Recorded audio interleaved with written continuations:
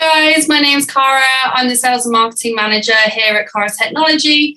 We manufacture and sell Aroxa Flavour Standards, which is probably the brand you know us better as around the world. We're starting our A to Z series here today, or A to Z for all our American customers, might make more sense.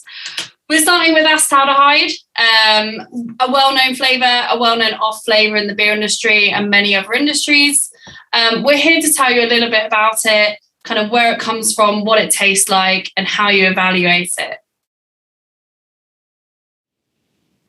So, acetaldehyde. Let's start with the positives rather than the negatives. We always say here at Aroxa, there's a time and a place for a flavour. 99.999% of flavours have a great place. They have an important place where it's positive. Not everything is an off flavour. So, let's start happy. Imagine you're on holiday, you're in a nice kind of beachside cafe.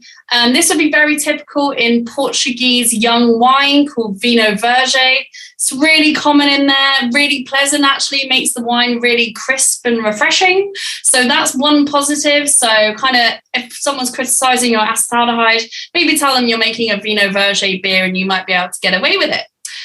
One other positive is soft drinks. It's a really common flavour of fresh fruit juice. Kind of as the fruit juice ages, gets older, that acetaldehyde will go away, turn into other things. The mouldy fruit characters will come out.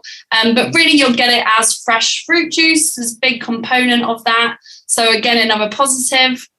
And then I guess a final positive for the beer world, there's really two. It's really common in beer de garde. Very typical of the style, but also in kind of German lager beer. There are certain German brands where this is very typical of German light lager. One example of that would be the multinational owned brand Beck's. They try and strive for a typical level of acetaldehyde within their beers, and they really see it as a positive and try and have as much in there as possible. So where does acetaldehyde come from? There's really kind of four main places where you're going to have it come from. The first of those is it's formed during wort boiling via Strecker degradation. Secondly, and the most common, it's formed by brewer's yeast from fermentable wort sugars during the early to mid part of your fermentation. This is really key. This is the part where acetaldehyde turns to ethanol. And if you haven't had a proper fermentation, then you'll be left with leftover acetaldehyde and that green flavour. It's reduced by yeast to ethanol during the latter stages of fermentation and during beer maturations, as we said. But you can also get it later on in the process. So you can have it reformed in packaged beer once your beer, your ethanol gets oxidized after the removal of yeast. This may happen in packaging, so it's making sure that you have minimal oxygen going into package, as this could increase your acetaldehyde levels.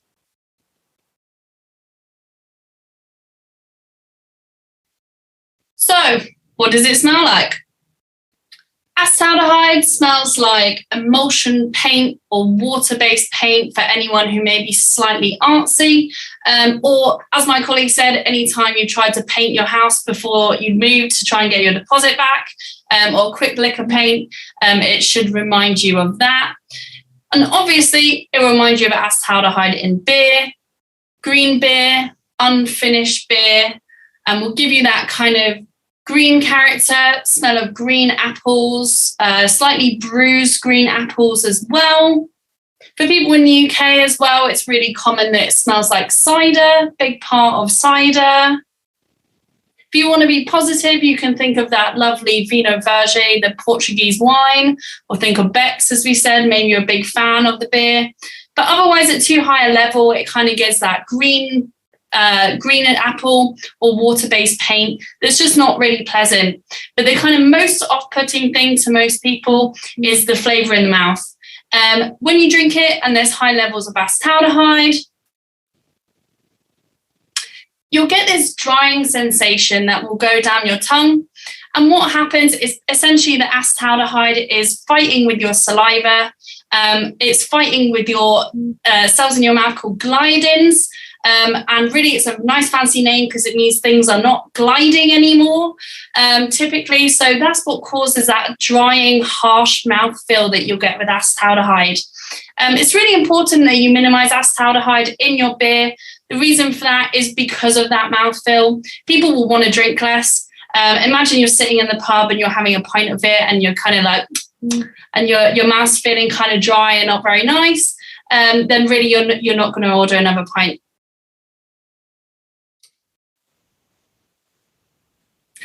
Okay, so you think you've got acetaldehyde. Now, from a sensory perspective, how do you pick it up?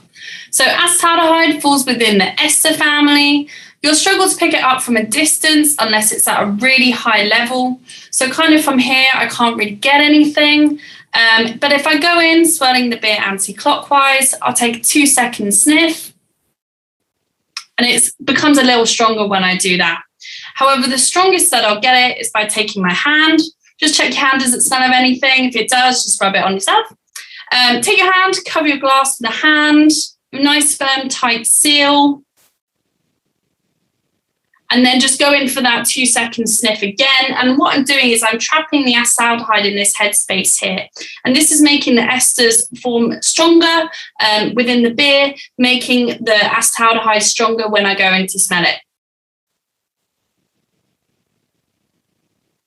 But then again, when I go to taste the beer, I'll get that really drying finish. Not everyone will get that because, again, that will be dependent on your saliva flow rate, and how it interacts with the acetaldehyde itself.